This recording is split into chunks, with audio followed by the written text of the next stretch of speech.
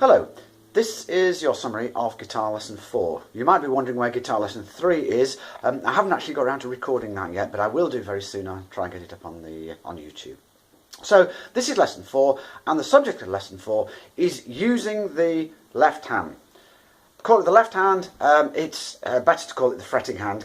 Left hand assumes that you're playing the guitar right-handed. So I'll try and refer to the left hand as the fretting hand, but of course if you do play it left-handed, then it's going to be the other way around. So, first of all, before we start using the left hand, okay, we have to number things, give names to things.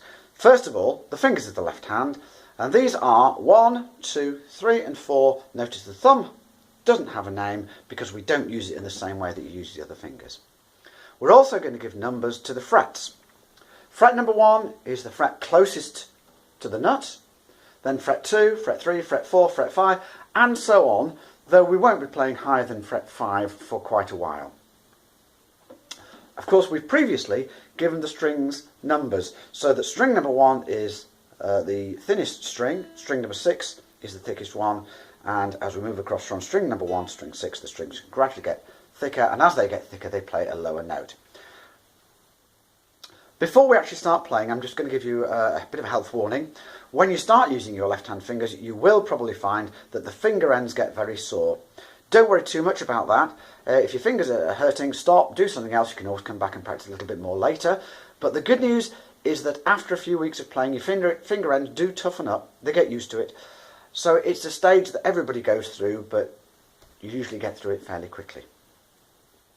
So, here we go. This is how I want you to start using your left hand. First of all, get your left hand, hold it underneath the neck of the guitar, and touch the tips of the thumb and finger number 2. Yes, finger number 2, not finger number 1. Now, open the fingers apart by perhaps a couple of centimetres, and then slide your hand round the neck of the guitar, and position your hand so that finger 2 is on string 3, just behind fret 3. The thumb should be behind the neck of the guitar, right opposite the second finger, so you can squeeze firmly but not too hard between the thumb and the second finger to hold the string down.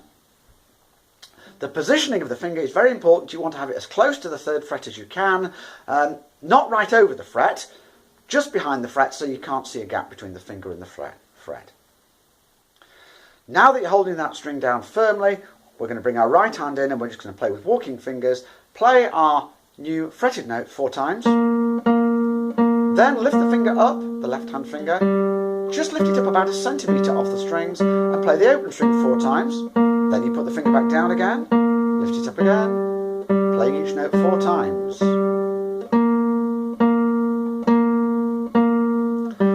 When you've got to the stage where that feels easy, that feels comfortable, then we move on to the next stage, which is to cut down the repeats.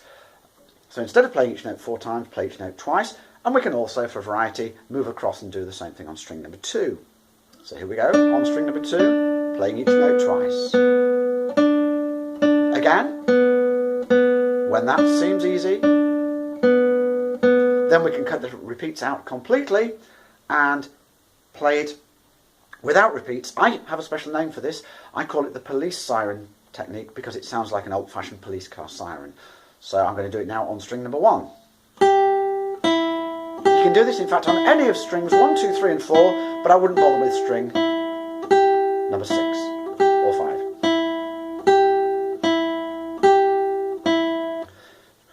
If you're having trouble with it, do try and make sure you look at your left hand. You shouldn't by now need to look at your right hand. Hopefully that's good at playing with walking fingers and changing strings without the need for you to watch it all the time. So look at your left hand. If anything's going to go wrong, it's most likely to be the left hand. So make sure when you lift the finger up, you only lift the finger up about 1 centimetre, and then keep an eye on it when you put it back down to make sure you put it back down in the right place. Again, once you've practiced it, once you've got good at it, you should find that you can do this technique without the need to look at the left hand, but in the short term it's fine to look at the left hand. Okay, good luck with that. Once you've mastered this technique, we can move on to the piece Ping Pong. The accompaniment already on YouTube, but I will record another lesson to remind you how actually to play Ping Pong. So that should be the next one. Okay, bye now. Whew.